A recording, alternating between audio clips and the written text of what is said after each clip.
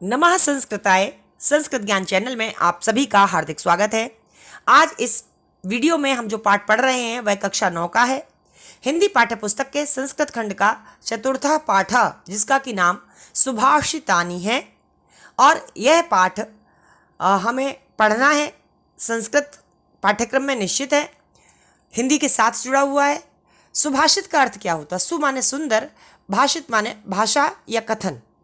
और चूंकि बहुत सारे इसमें कथन दिए गए हैं, इसलिए सुभाषितानि शब्द नपुंसक लिंग प्रथम विभक्ति बहुवचन का है, प्रथमा विभक्ति बहुवचन का है। और सुभाषितानि का अर्थ होता है सुंदर उक्तियाँ। तो चलिए पढ़ते हैं कौन कौन सी सुंदर उक्तियाँ इसमें दी गई हैं। और इस चैनल पर कक्षा 9 के लिए भी प्लेलिस्ट बना दे रही हूँ। कक्षा 11 की और कक्षा 12 की भी संस्कृत खंडों के पाठों की प्लेलिस्ट बनी हुई है। तो यदि आपको कोई कठिनाई हो तो आप प्लेलिस्ट से सभी पाठों का अध्ययन कर सकते हैं। पहला श्लोक इस प्रकार से है। वरम एको गुणी पुत्रो, वरम एको गुणी पुत्रो, न च मूर्ख शतैरपि, न च मूर्ख शतैरपि, एकश्चन्द्रस्तमोहन्ति, न च तारागणैरपि, न च तारागणैरपि। इस श्लोक को हम समझते हैं। इसमें बताया गया है कि एक गुणवान पुत्र श्रेष्ठ है, अर्थात गुणवान व्यक्तियों को चंद्रमा के समान बताया गया है। गुणवान व्यक्तियों की महिमा बताई गई है। जिस प्रकार चंद्रमा कार्य करता है, जिस प्रकार गुणवान व्यक्ति कार्य करते हैं, तो वो असंख्य भीड़ से हटकर होते हैं। तो समझते हैं। कहा गया एको, वरम शब्द था, उसका माँ हलंत था। उसके बाद शब्द था एको, एको माने एका, एका मतलब एक। गुणी, गुणी का मतलब होता है गुणवान, गुणों से युक्त। पुत्रो माने पुत्र, एक गुणवान पुत्र। एक गुणवान पुत्र कैसा है? वरम, वरम माने होता है श्रेष्ठ। एक गुणवान पुत्र श्रेष्ठ है। च माने और, एक गुणवान पुत्र श्रेष्ठ है। और शतैर अपि माने सतह माने शतक लगाते हैं ना, आप देखते होगे क्रिकेट वगैरह तो शतक लगता है, शतक मतलब 100 रन, तो शत माने 100। शतैर अपि माने सैकड़ों। मूर्खा पुत्र, सैकड़ों मूर्ख पुत्र जो है वो क्या? अच्छे नहीं है, श्रेष्ठ नहीं है। ना माने नहीं, सैकड़ों मूर्ख पुत्र श्रेष्ठ नहीं है, अपितु श्रेष्ठ क्या है? एक गुणवान पुत्र श्रेष्ठ है। आशा है समझ में आ रहा होगा कि एक गुणवान पुत्र वरम माने श्रेष्ठ है, च माने और शतैरपि माने सैकड़ों भी, मूर्खा न, न माने नहीं। और सैकड़ों मूर्ख पुत्र श्रेष्ठ नहीं है। सैकड़ों मूर्ख पुत्रों की अपेक्षा कौन श्रेष्ठ है? एक गुणवान पुत्र। आगे कहा गया, उदाहरण के माध्यम से समझाया गया कि जिस प्रकार से एक माने एक, चंद्र माने चंद्रमा, तमः माने होता है अंधकार, अंधेरा। एक चंद्रमा अंधकार को हंति माने नष्ट करता है। और च माने और तारागण ही, तारागण ही मतलब तारागण, तारों का समूह। अपि माने भी, न माने नहीं। सैकड़ों तारों का समूह भी अंधकार को दूर करने की सामर्थ्य नहीं रखता है। अंधेरे को नहीं मिटा सकता कौन? तारों का समूह।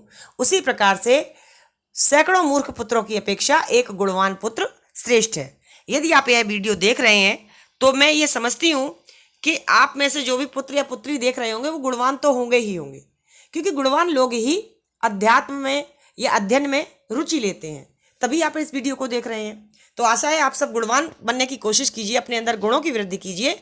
मूर्ख बनकर संख्या बढ़ाने का कोई उद्देश्य नहीं होना चाहिए। जिस प्रकार से एक चंद्रमा अंधेरे को दूर करने की सामर्थ्य रखता है और सैकड़ों जो मूर्ख तारेगण है वो अंधेरे को दूर करने की सामर्थ्य नहीं रखते। अब तारेगण मूर्ख तो नहीं है, लेकिन हाँ, वो अंधेरे को दूर करने में सक्षम नहीं है, समर्थ नहीं है। दूसरा श्लोक इस प्रकार से है। मनीषिणः सन्ति न ते हितैषिणः। क्या लिखा है? मनीषिणः सन्ति न ते हितैषिणः, हितैषिणः सन्ति न ते मनीषिणः, हितैषिणः सन्ति न ते मनीषिणः। सुहृच्च विद्वानपि दुर्लभो नृणाम्, सुहृच्च विद्वानपि दुर्लभो नृणाम्, यथौषधं स्वादुहितं च दुर्लभं, यथौषधं स्वादुहितं च दुर्लभम। इस श्लोक को समझते हैं। इसमें बताया जा रहा है कि जो लोग गुणवान होते हैं, जो लोग बुद्धिमान होते हैं, वो हितैषी हो यह आवश्यक नहीं है। अर्थात विद्वान और हितैषी दोनों का मिलना कठिन है। श्लोक के माध्यम से समझेंगे। कहा गया मनीषिणा संति। मनीषिणा माने होता है विद्वान, संति माने है, अस्ति स्तः संति रूप चलता है, जो मनीषी मनीषिणौ मनीषिणः ये रूप चलता है। तो मनीषिणा माने विद्वान और संति माने है, यानी जो विद्वान लोग हैं वो न मन नहीं है क्या, ते माने वे लोग, वे कौन, जो विद्वान है, वे कौन नहीं है, हितैषिणा।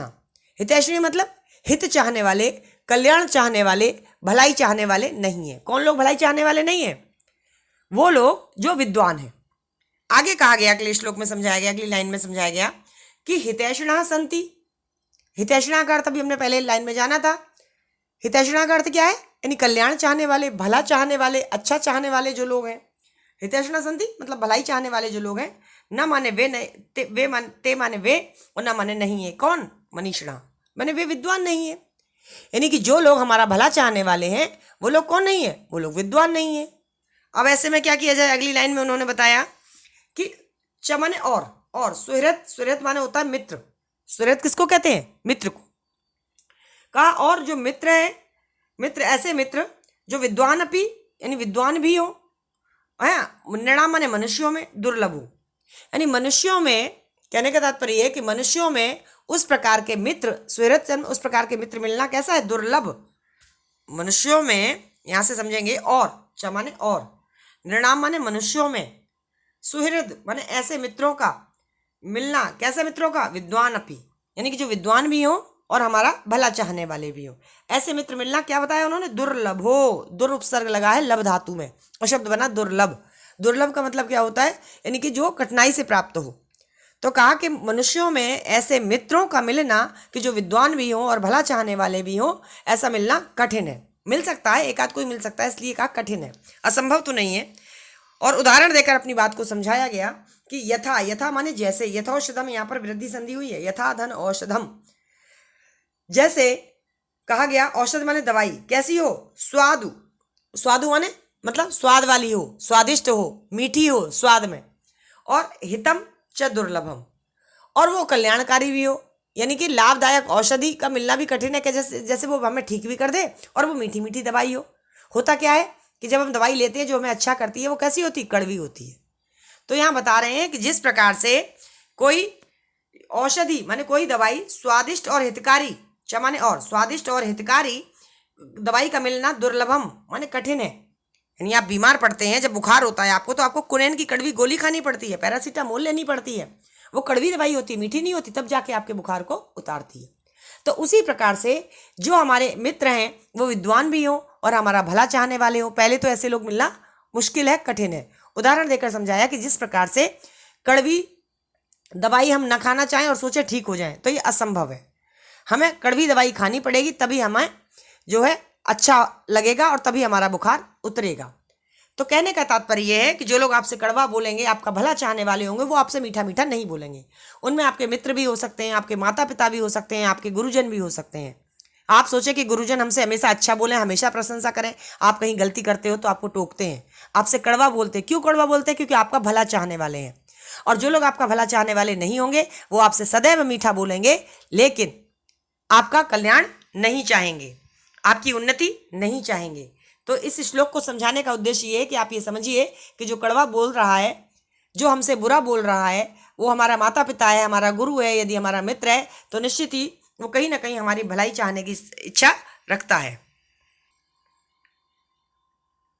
अगला श्लोक, चक्षुषा मनसा वाचा, चक्षुषा मनसा वाचा कर्मणा च चतुर्विधम, कर्मणा च चतुर्विधम प्रसादयति यो लोकम, प्रसादयति यो लोकम तम लोकोऽनुप्रसीदति, तम लोकोऽनुप्रसीदति। अब इसमें बताया गया है कि जो मनुष्य संसार की प्रसन्नता का कारण है, ऐसे मनुष्य कौन से हैं जो संसार को प्रसन्न करते हैं। तो कहा चक्षुषा, चक्षु माने होते हैं नेत्र, तृतीय विभक्ति का एक वचन है अर्थ आएगा चक्षुषा माने नेत्र से, मनसा यह भी तृतीया का एक वचन है, मनसा माने मन से, वाचा यह भी वाणी का तृतीय विभक्ति एक वचन का रूप है, वाचा माने वाणी से। तीन चीजें बताई और चौथी क्या बताई, कर्मणा। कर्मणा का मतलब होता है कर्म से। तो पहले चार चीजें बताई, चक्षुषा नेत्रों से, मनसा मन से, वाचा वाणी से, च माने और कर्मणा माने कर्म से। चतुर्विधम, चतुर्विधम का मतलब हो गया चार प्रकार से, चार प्रकार से। किस किस से, यानी जो व्यक्ति क्या करता है, यो माने जो व्यक्ति, जो व्यक्ति चक्षुषा यानी नेत्रों से, मन से, वाणी से, च माने और, कर्मणा माने कर्म से क्या करता है, चतुर्विधम, चतुर्विधम माने चार प्रकार से, चार प्रकार से। प्रसादयति लोकम, लोकम प्रसादयति, लोकम माने संसार को, प्रसादयति माने प्रसन्न करता है, खुश करता है, संतुष्ट करता है। तम, तम माने उसको, लोका माने संसार, नु माने निश्चित ही, प्रसीदति माने प्रसन्न करता है। तम माने उस व्यक्ति को, लोका माने संसार, नु माने निश्चित ही, प्रसीदति माने प्रसन्न करता है। यानी जो व्यक्ति नेत्र से, मन से, वाणी से, कर्म से, इन चारों प्रकार से लोकम प्रसादयति संसार को प्रसन्न करता है, संसार भी उसको प्रसन्न करता है। आशा है आप समझ गए होंगे। और ये आपको क्यों पढ़ाया जा रहा है, इसलिए पढ़ाया जा रहा है कि आप भी नेत्र से यानी अच्छा देखें, मन से अच्छा सोचें, वाणी से अच्छा बोलें और कर्म से भी अच्छा करें।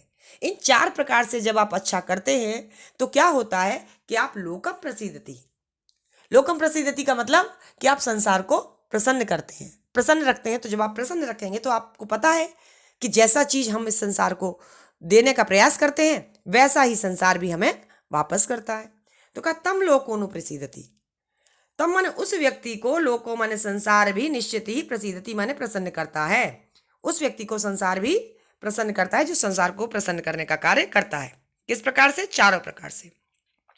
अगला श्लोक इस प्रकार से है, अक्रोधेन जयेत क्रोधम, क्या लिखा हुआ है, अक्रोधेन जयेत क्रोधम, असाधुम साधुना जयेत, असाधुम साधुना जयेत, जयेत कदर्यम दानेन, जयेत कदर्यम दानेन, जयेत सत्येन चानृतम। अब यहां समझते हैं, कहा गया अक्रोधेन। अक्रोधेन का मतलब क्या है, क्रोध माने क्या है, गुस्से से, और अक्रोधेन माने शांति से, शांति से। किसको, क्रोधम, क्रोधम माने गुस्से को, क्रोध को। जयेत, जयेत का मतलब जीतना चाहिए, यानी क्रोध से किसको, क्रोध को कैसे जीतेंगे, अक्रोध से, मतलब शांति से। अगर कोई क्रोध कर रहा है, आप अगर चुप हो गए तो आप उसको जीत लेंगे, और क्रोध का बदला क्रोध देंगे तो जीतेंगे नहीं, लड़ाई बढ़ेगी।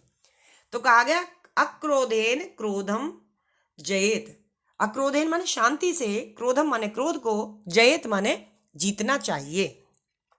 दूसरी बात बताई गई, असाधुम, क्रोधम का माँ बच्चों हलंत था, वहां छोटा आ मिला हुआ था, तो छोटा आ जब इसमें मिल गया तो माँ का हलंत हट गया, तो यहाँ पे अगला शब्द आएगा असाधुम। असाधुम, असाधुम का मतलब क्या है, साधु माने क्या होता है, सज्जन, और असाधुम माने क्या होगा, यानी जो सज्जन नहीं है, सज्जन नहीं है तो वो कौन होगा, वो दुष्ट होगा, दुर्जन व्यक्ति होगा। असाधुम यानी दुष्ट व्यक्ति को साधुना यानी सज्जनता से, जयेत माने जीतना चाहिए, यानी दुष्ट व्यक्ति को, दुर्जन व्यक्ति को सज्जनता से जीतना चाहिए। आगे कहा गया कदर्यम, कदर्यम माने कंजूस व्यक्ति को, कृपण व्यक्ति को, जो पैसा नहीं खर्च करता ऐसे व्यक्ति को। दानेन जयेत, दान से जीतना चाहिए। कंजूस व्यक्ति को, कृपण व्यक्ति को, जो पैसे खर्च नहीं करता ऐसे व्यक्ति को हम कैसे जीते, दान से, यानी उसको इतना दान दें, इतना दान दें कि उसको लगे ये तो बहुत देता रहता है, मैं ही नहीं देता हूं, तो हो सकता है कभी वो भी दान करना सीख जाए। तो कंजूस व्यक्ति को दान से जीतना चाहिए। और आगे कहा यहाँ पे संधि हुई है कौन सी, वृद्धि संधि, जो क्षम्यताम, वृद्धि नहीं, दीर्घ स्वर संधि। यहाँ शब्द था एक च माने और अगला शब्द था अनृतम, अनृतम माने होता है झूठ, तो अनृतम माने झूठ और च माने और चा का आ निकला और यहाँ का आ निकला तो बड़ा आ हो गया, इसलिए आपको बड़े आ की मात्रा वहां दिखाई दे रही है।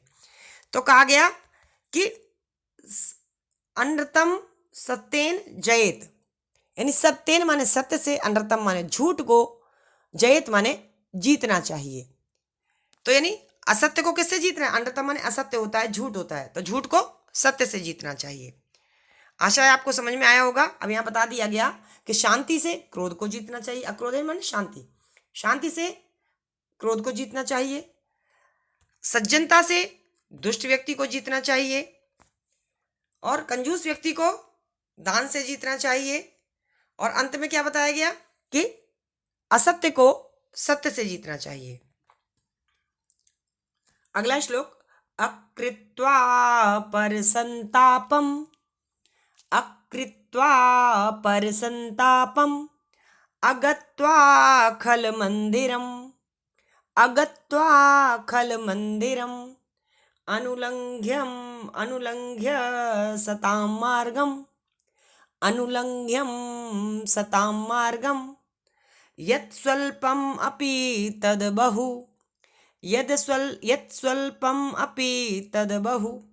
यहाँ बताया जा रहा है कि अगर आपको चीज़ें कम भी मिले, लेकिन आपको खुश रहना है, आपको कुछ कार्य नहीं करने हैं। क्या नहीं करना है? अकृत्वा, अकृत्वा माने करके, और अकृत्वा माने न करके, यानी बिना किए। क्या नहीं किए? आपको क्या नहीं करना है? पर संतापम, पर माने होता है दूसरा, और संताप, संताप का मतलब क्या होता है? संताप का मतलब होता है दूसरों को दुखी करना। पर माने दूसरे, संताप माने दुख। जब ताप बढ़ जाए किसी का, ताप बढ़ जाए मतलब दुख बढ़ जाए, तो कहा गया, सबसे पहले इस श्लोक में ये बताया गया कि हमें अच्छे कार्य करने चाहिए। उसके लिए बताया गया अकृत्वा, ना करना चाहिए क्या? पर संतापम, दूसरों को दुखी नहीं करना चाहिए, दूसरों को दुखी न करके। और क्या करके? अगत्वा, यहाँ पे भी पर संतापम का माँ जो था वो हलंत था, उसके बाद आ था, तो हलंत हट गया और माँ ऐसा ही रह गया। अगला शब्द हो गया अगत्वा। गत्वा माने जाकर, अगत्वा माने न जाकर। तो कहा न जाकर कहाँ? खल मंदिरम, मंदिर माने मंदिर भी होता है, मंदिर माने घर भी होता है, और खल माने होता है दुष्ट, दुष्ट व्यक्ति के घर न जाकर। खल मंदिरम माने दुष्ट के घर, अगत्वा माने न जाकर, दुष्ट के घर न जाकर, और क्या न करके? पर संतापम, दूसरों को दुखी न करके, और क्या नहीं करके? अनुलंघ्यम सताम मार्गम, अनुलंघ्य, अनुलंघ्य माने उल्लंघन करना, उल्लंघन न करके। उल्लंघ्य माने उल्लंघन करना, और अन उपसर्ग लग गया, अनुलंघन का मतलब उल्लंघन न करके, यानी किसी बात को, जो है किसी ने कुछ समझाया, उस बात को छोड़कर कोई कार्य नहीं करना चाहिए। अनुलंघ्य मतलब उल्लंघन न करके। मान के चलो गुरुजी ने कह दिया यहाँ नहीं जाना है, तो आपको नहीं जाना है। अगर आप चले जाते हो तो आप उनकी बात का उल्लंघन कर रहे हो, उनकी सीमा को लांघ रहे हो, है ना, उसको तोड़ के जा रहे हो। तो यहाँ बताया गया सताम मार्गम, सताम मतलब सज्जनों के, मार्गम माने रास्ते को, अनुलंघ्य यानी सज्जनों ने जो रास्ता बता दिया है कि ऐसे चलना है, ऐसे बोलना है, बड़ों का ऐसे सम्मान करना है, यानी इस रास्ते को नहीं लांघ कर, सज्जनों के मार्ग को, मार्ग का उल्लंघन न करके। कहा गया यत, यत माने जो, स्वल्पम माने थोड़ा सा, अपि माने भी, यानी जो थोड़ा भी अगर आपको मिल जाता है तो तद बहु, वह आपके लिए बहुत है, वह आपके लिए बहुत है। कहने का तात्पर्य क्या है ये समझो बच्चों। इसमें ये समझाया गया है कि आपको दूसरों को दुखी नहीं करना है, दूसरों को दुखी ना करके, दुष्टों के घर नहीं जाकर, सज्जनों के मार्ग का उल्लंघन नहीं करके, जो कुछ भी आपको मिलता है वह बहुत है। बहुत सारे लोग क्या करते हैं? दूसरों को दुखी करके धन लेते हैं, और दुष्टों के घर जाकर के बुरे लोगों की संगत करके धन कमाते हैं, सज्जनों के मार्ग को छोड़कर दुष्टों को मार्ग अपनाते हैं, राहजनी कर रहे हैं, लूट रहे हैं, चोरी कर रहे हैं, और उसके ऐसे करके अगर उनके पास पर्याप्त धन हो जाता है तो वो धन उनका एक दिन नष्ट जरूर होगा। लेकिन यदि आप सज्जनता से धन कमाने का कार्य करते हैं, थोड़ी चीजें आपके पास है, ज्यादा नहीं है, लेकिन फिर भी वह थोड़ी सी चीजें ही आपके लिए बहुत है, क्योंकि आपने किसी का हराम का पैसा नहीं लिया, आपने किसी को सताकर नहीं लिया, आपने चोरी नहीं की, आपने डकैती नहीं डाली। तो कहने का तात्पर्य यह है कि हम अच्छे अच्छे कार्य करें, हमारे पास चीज़ें थोड़ी भी होंगी, लेकिन हमारे पास संतुष्टि होगी, प्रसन्नता होगी, खुशी होगी, क्योंकि हमने किसी को सताया नहीं है। क्योंकि यदि हम किसी को दुख दे करके अपने पैसे को बढ़ाते हैं तो निश्चित ही वो हमारे लिए कष्टकारक होता है। अगला श्लोक इस प्रकार से है, सत्याधारस्तपस्तैलम, सत्याधारस्तपस्तैलम, दयावर्तिः क्षमा शिखा, दयावर्ति क्षमा शिखा अंधकारे प्रवेष्टव्ये अंधकारे प्रवेष्टव्ये दीपो यत्ने निवार्यताम दीपो यत्ने निवार्यताम। इस श्लोक के माध्यम से ये समझाया जा रहा है कि हम किस प्रकार से यत्नपूर्वक एक दीपक को जलाएं। उस दीपक को जलाएंगे तो रोशनी होगी, उजाला होगा, प्रकाश होगा। तो जो प्रकाश होगा उसमें हमें क्या क्या करना है, तो कहा सत्य आधार। सत्य आधार मतलब सत्य ही जिसका आधार है, सत्य ही जिसका आधार। आधार मतलब दीपक जब जलाते तो एक आधार चाहिए जहां पर आप उस दीपक को रखोगे, तो वो आधार किसका हो, दीपक मतलब सत्य का, सत्य का आधार है। और क्या है, तपस तैलम, उसमें एक तेल भी डालेंगे। तो तपस्या जिसका तेल है, उसमें तेल कौन सा डालोगे, तपस्या। तप करोगे, अपने आप को जलाओगे, अपने आप के आराम को दूर करोगे। आराम को दूर करोगे मतलब आप मेहनत करोगे, तो तपस्या ही जिसका तेल है। दया वर्ती ही, वर्ती माने होता है जो बत्ती होती है, दिए पक्की बत्ती होती है ना, रुई की जो बनी हुई होती है, तो कहा दयावर्ती। तो बत्ती काहे की होनी चाहिए आपके पास, दया जिसकी बत्ती है। और क्षमा शिखा, शिखा का मतलब होता है चोटी। पुरुषों की चोटी को शिखा कहते हैं जो सबसे ऊपर रहती है, महिलाओं की चोटी को वेणी कहते हैं, वेणी। तो क्षमा क्या है, जिसकी शिखा है। मतलब जब दीपक जलता है तो दीपक को जब जलाते हैं तो उसमें शिखा उठती है, यानी ऊपर की ओर एक लौ उठती है, तो वो किसकी होनी चाहिए, क्षमा की, यानी माफ करने की। कहा गया अंधकारे प्रवेष्टव्ये। अंधकारे प्रवेष्टव्ये का मतलब अब ये दीपक तैयार हो गया, दीपक तैयार में क्या आधार क्या है, उसका सत्य। उसमें तेल किसका पड़ा है, तपस्या रूपी तेल पड़ा है। उसकी बत्ती कैसी है, दया की बत्ती, आपके अंदर दया की भावना है। क्षमा शिखा, और जो उसकी शिखा है, जो ऊंची चोटी जो दीपक की बनेगी, जो सीधी होगी, वो किसकी है, क्षमा की, माफ करने की आदत है। तो कहा ऐसे दीपों मतलब इस प्रकार के दीपक को, ऐसे दीपक को अंधकारे माने अंधकार में, प्रवेष्टव्ये प्रवेश करते समय, ऐसे दीपक को अंधकार में प्रवेश करते समय क्या करना चाहिए, यत्नेन यत्न पूर्वक, वार्यताम, वार्यताम माने जलाना चाहिए। यानी कि अगर आप चाहते हो कि हम भी एक दीपक जलाएं, हम भी इस संसार को कुछ दे जाएं, तो आपके अंदर सत्यता होनी चाहिए, तपस्या होनी चाहिए, दया रूपी बत्ती होनी चाहिए, क्षमा रूपी शिखा होना चाहिए। और तब आप इस दीपक को यत्न पूर्वक जलाएंगे तो निश्चित ही आप संसार में उजाला करेंगे। यानी कि झूठे लोग, पाखंडी लोग इस संसार में नहीं चलते, जो अच्छे होते हैं उन्हीं का महिमा मंडन किया जाता है। अगला श्लोक, त्यज दुर्जन संसर्ग, त्यज दुर्जन संसर्ग, भज साधु समागमम, भज साधु समागमम, कुरु पुण्यम अहोरात्रम, कुरु पुण्यम अहोरात्रम, स्मर नित्यम अनित्यताम, स्मर नित्यम अनित्यताम। इस श्लोक को समझेंगे। इसमें कहा त्यज, त्यज माने छोड़ दो, त्याग दो।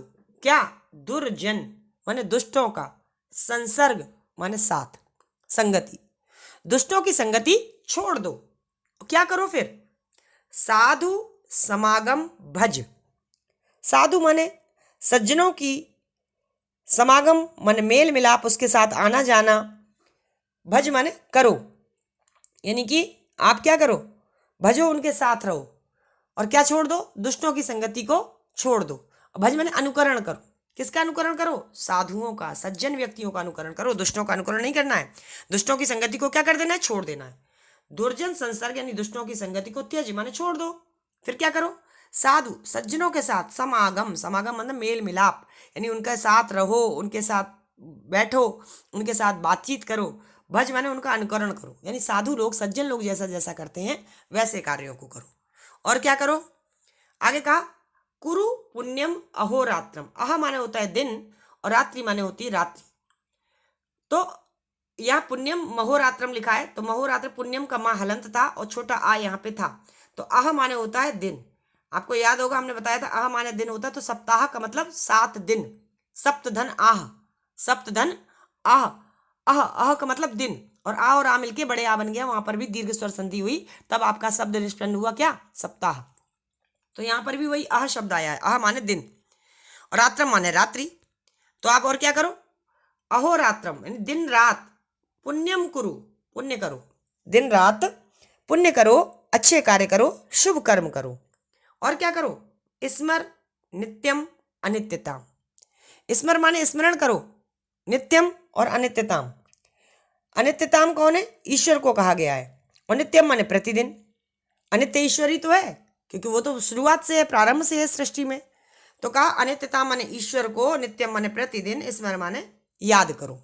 अर्थात कहने का तात्पर्य है, इस श्लोक के माध्यम से हमें यह समझाया गया है कि दुष्टों का साथ छोड़ दो, यानी गलत लोगों का साथ छोड़ दो, सज्जन लोगों के मार्ग का अनुकरण करो, जो अच्छे लोग हैं उनके साथ रहो, उनकी संगति करो। और क्या करो, दिन रात पुण्य कर्म करो। पुण्य कर्म, अच्छे कर्म आप तभी करोगे जब आप अच्छे लोगों के साथ रहोगे। बुरे लोगों के साथ रहोगे तो बुरे कर्म करोगे, तो आप पुण्य नहीं पाप करोगे। तो कहा पुण्य कर्म करो। और क्या करो, अनित्यता माने ईश्वर, नित्यम माने नित्य, स्मर माने भजो। और ईश्वर का नित्य भजन करो, उसका अनुकरण करो, उसका पालन करो, उसको ध्यान करो, उसको याद करो। ईश्वर के बारे में ही सोचो, ईश्वर के बारे में ही ध्यान करो, दुष्टों का लेकिन साथ छोड़कर, तभी आप ऐसा कर पाओगे। इस पाठ का अंतिम श्लोक है, मनसि बचसि काये पुण्य पीयूष पूर्णाः। मनसि बचसि काये पुण्य पीयूष पूर्णः। त्रिभुवनम उपकार श्रेणिभिः, त्रिभुवनम उपकार श्रेणिभिः प्रीणयन्तः। परगुण परमाणून् पर्वतीकृत्य नित्यं निज हृदि विकसन्तः सन्ति सन्तः कियन्तः।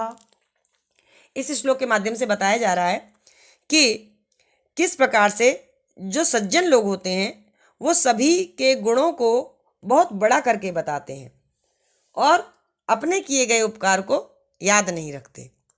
अब देखो यहाँ बताया जा रहा है कि मनसी माने मन से, वचसी माने वचनों से, काये माने शरीर में, यानी मनसी माने मन में, वचसी माने वचनों में, काये माने शरीर में। सप्तमी विभक्ति का एक वचन, मनसी वचसी काये। अभी तृतीय विभक्ति का एक वचन आया था, तब क्या आया था, मनसा वाचा कर्मणा। वहां शब्द हमारा क्या था, मनसा। यहाँ क्या आया, मनसी वचसी काये।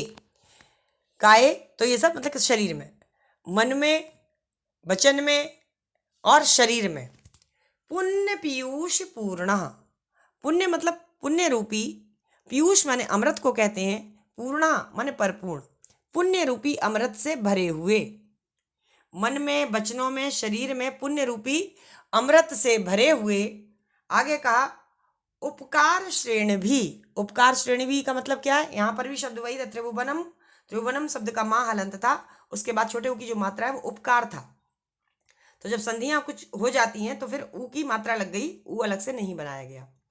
तो कहा उपकार श्रेणी भी। उपकार श्रेणी भी का मतलब क्या बताया कि जो उपकार की श्रेणी है, जो उपकारों के द्वारा क्या करता है, त्रिभुवनम मतलब तीन लोक, भुवन माने लोक और त्रि माने तीन। तो त्रिभुवन का मतलब क्या हो गया कि तीन लोकों को, है ना, तीनों लोकों को क्या करता है, प्रीणयन्तः।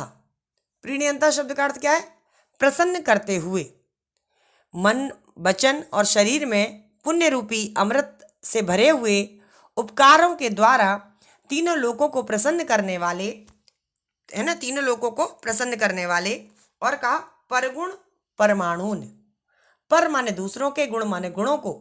और कैसे गुण है उनके, परमाणु यानी बहुत छोटे। आपने सुना होगा चींटी से भी अणु परमाणु बना। चींटी कितनी छोटी होती है, उससे भी छोटा अणु बनता है और उससे भी छोटा परमाणु बनता है, यानी बहुत छोटे। और पर गुण माने दूसरों के छोटे से परमाणु जैसे गुणों को भी पर्वतीकृत्य नित्यम। पर्वती माने पर्वत के समान, पर्वत बहुत बड़ा है, विशाल है, पर्वत के समान करके, यानी कैसा, बड़ा करके, नित्यम माने नित्य ही, निज हृदय, निज माने अपने और हृदय माने हृदय में, यहाँ पर भी सप्तमी विभक्ति है, अपने हृदय में, विकसंतः यानी कि विकसनता का मतलब दूसरों के छोटे से छोटे गुणों को, छोटे से छोटे अच्छे लक्षणों को पर्वतों के समान बड़ा समझकर, नित्यम माने नित्य ही, निज हृदय माने अपने हृदय में, विकसंता माने विकसित करते हैं, रखते हैं, संति माने रखते हैं, संता कियंतः, ऐसे संता माने संत यानी सज्जन व्यक्ति, कियंतः माने कितने हैं, कियंतः माने कितने हैं।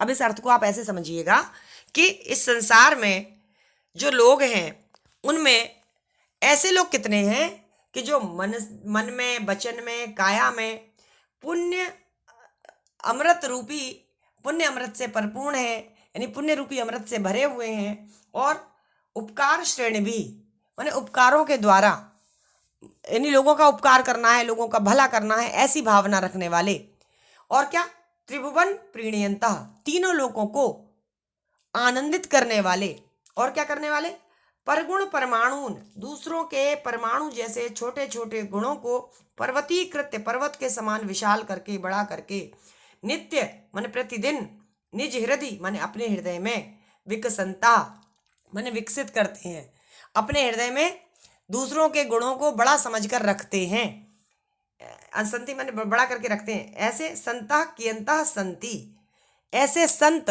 सज्जन पुरुष, कियंता माने कितने, और संति माने हैं, अर्थात ऐसे खिले हुए, प्रसन्न होते हुए दूसरों के जो गुण हों उनको तो बहुत बड़ा करके समझे, अपने गुणों को छोटा कर दे।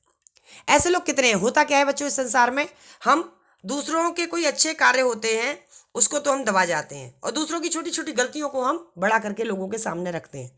लेकिन इस श्लोक के माध्यम से ये समझाया गया कि बहुत कम लोग इस दुनिया में ऐसे होते हैं कि जो दूसरों की अच्छाइयों को समझकर उसको विशाल करके अपने हृदय में रखते हैं, और समझते नहीं इसने मेरा उपकार किया था। आपने पुरुषोत्तम राम पाठ पढ़ा होगा, तो पुरुषोत्तम राम पाठ में आपका एक श्लोक आया था, उस श्लोक में ये अर्थ आया था कि जो श्री राम हैं वो अपने ऊपर किए गए उपकारों को हमेशा याद रखते हैं और उनकी सभा में प्रशंसा भी करते हैं। और हम लोग क्या करते हैं, हम लोग तो बुराई बुराई करते हैं। तो हमारे अंदर ऐसी आदत नहीं होनी चाहिए। इस पाठ को पढ़ने के बाद कोई ना कोई परिवर्तन जरूर होना चाहिए जिससे कि हम भी अच्छा कर सकें। तो बच्चों, ये पाठ चौथा पाठ था जो सुभाषितानी का था। श्लोक समझाते समझाते थोड़ा सा वीडियो बड़ा हो गया है, लेकिन आपको अच्छे से समझ में आ जाए, उद्देश्य मेरा यही था केवल। आशा है आप अच्छे से समझ भी गए होंगे। मिलेंगे अगले वीडियो में किसी नए टॉपिक के साथ। तब तक आप पढ़ते रहिए, अपना ख्याल रखिएगा और अच्छे अच्छे श्लोकों को, भावों को आत्मसात करते रहिए, अर्थात अपने अंदर भी अच्छाइयों को विकसित करते रहिए। नमः संस्कृताय।